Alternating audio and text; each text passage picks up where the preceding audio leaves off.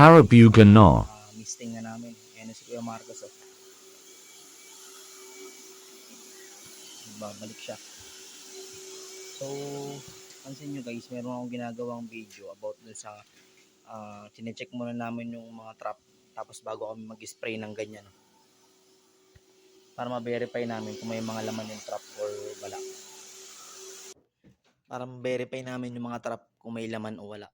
At the same time, para ma-check namin yung area kung may something ba or kailangan ayusin or may mga facilities na kailangan gawa ng paraan. Yun na yung purpose na. So guys, thank you for watching.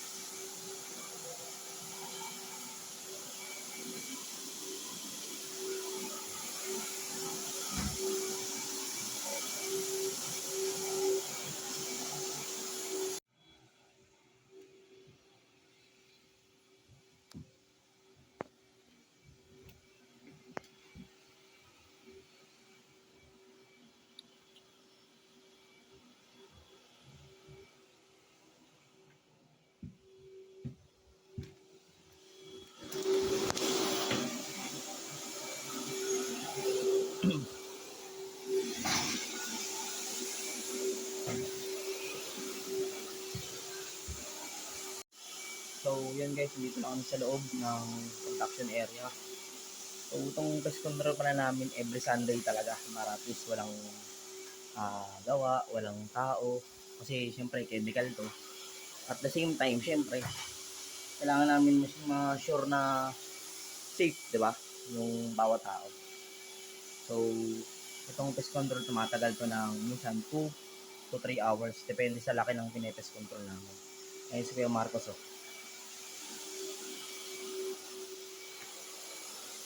Happy watching.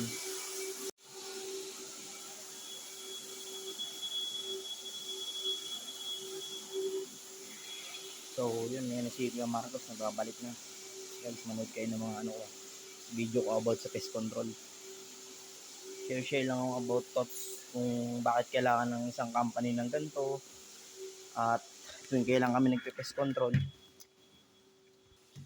Bakit kami nagpe-pest control, tapos syempre, nood kayo para magkaroon naman ako ng views.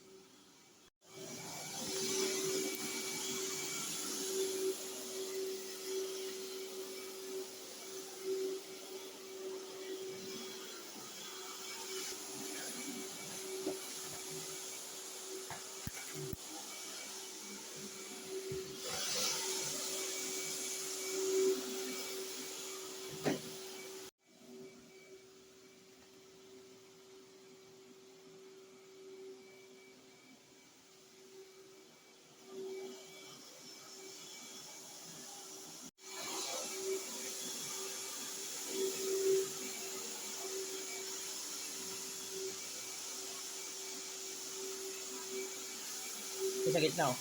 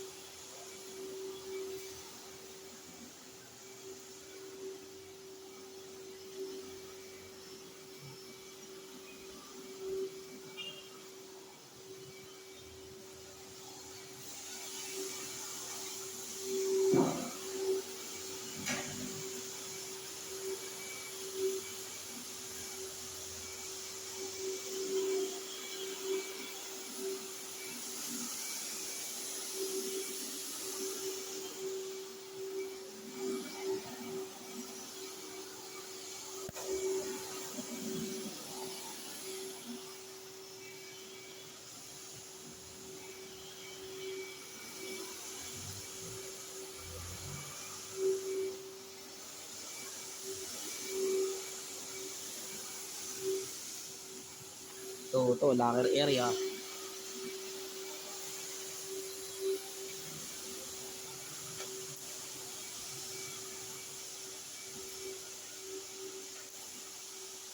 Kailangan natin ma-sprayan to.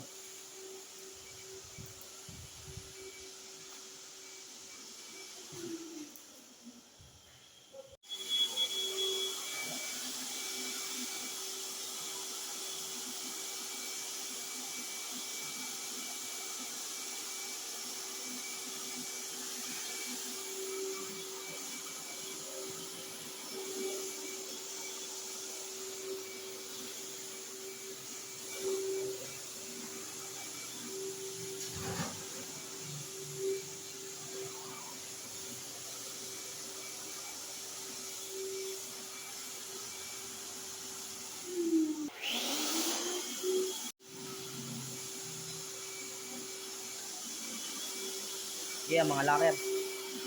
Base dyan, may pagkain eh. Kaya iniipis eh. Dapat bawal mag-iwan ng pagkain sa locker eh. Saka biskwit. Okay, sa loob, pwede yan. Damang tao dyan.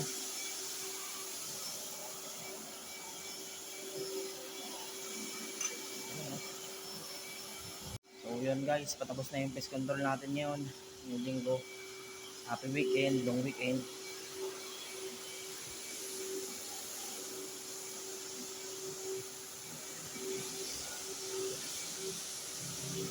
Thank you, Boss Mark.